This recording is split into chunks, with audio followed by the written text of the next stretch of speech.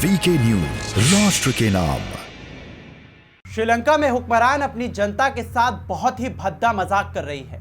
जनता के दर्द पर मरहम की जगह नमक छिड़कने का काम कर रही है। राजपक्षे परिवार आज सवालों के घेरे में है। चीन से यारी और मुफ्तखोरी ने सोने की लंका का कंगाल कर दिया है।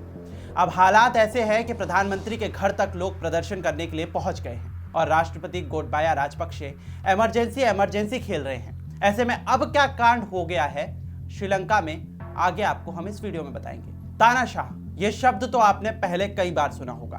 अपनी प्रजा और आम जनता पर अत्याचार करने वाले हुक्मरानों के लिए इस शब्द का खासा प्रयोग होता है, लेकिन श्रीलंका के राष्ट्रपति को अब तक तानाशाह घोषित नहीं किया गया है। फिर भी वो लंका की जनता के लिए हिटलर से कम नहीं है। एक तो 4 लोगों का राजपक्षे परिवार पूरी तरह से लंका के विकास को खा गया, अब डकार भी मार रहा है।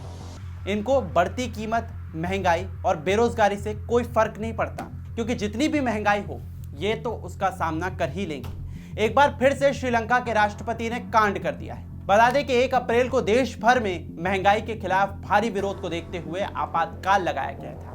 तब ये दलील भी दी गई थी कि इससे देश में खराब हो रही कानून व्यवस्था ठीक होगी। अगर बिल में छुपकर बैठे रहेंगे तो भला कानून व्यवस्था ठीक कैसे होगी? ऐसे हालात में तो व्यवस्था खड़ी भी नहीं हो सकती है। अब जब लोगों ने भारी विरोध किया तो जनाब ने देर रात आपातकाल को हटाने की घोषणा कर दी और आपातकाल को तत्काल प्रभाव से हटा दिया। गजट अधिसूचना संख्या 2274/10 में राष्ट्रपति ने कहा है कि उन्होंने आपातकाल नियम अध्यादेश को वापस ले लिया है, जिससे सुरक्षा बलों को देश में किसी भी तरह की गड़बड़ी को रोकने के लिए व्यापक अधिकार मिले थे। आपको बता दें कि राष्ट्रपति पर लगातार इस्तीफे का दबाव बन रहा है। उनकी कुर्सी पर संकट भी बदस्तूर जारी है। जैसे तैसे थोड़े बहुत सांसद अन्य दलों के साथ समर्थन में आए, वो भी अब पार्टी का साथ छोड़कर भाग रहे हैं। देश के सबसे बुरे हालातों के दौरान राष्ट्रव्यापी विरोध प्रदर्शनों का सिलसिला भी जारी है।